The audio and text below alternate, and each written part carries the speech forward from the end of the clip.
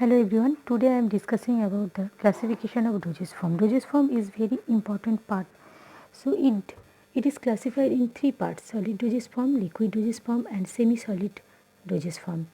So solid dosage form, it is divided into two parts: unit dosage form and bulk dosage form. What is unit dosage form? What is the example of unit dosage form? Tablet, capsules, powders and pills. And bulk dosage form, it is also divided into two parts: internal and external. Internal means which type of bulk solid dosage form are used for internally. Example, fine powders, granules and effervescent granules.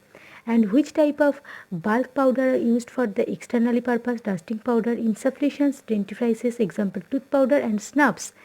And another part is a liquid dosage form. Liquid dosage form, it is divided into two parts: biphasic and monophasic. Biphasic means there are two phases: dispersed phase and continuous phase. Example, emulsions and suspensions. And monophasic, it is also divided into two parts: for internally purpose and used for externally purpose. Which type of dosage form are used for the internally purpose? Syrups, elixir, linctus and drops.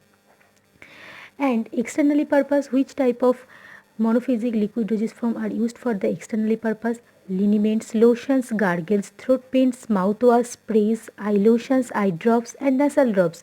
So these are the external use for the monophasic liquid dosage form. And next part, semi-solid dosage form. Semi-solid dosage form are used for internal purpose and external purpose.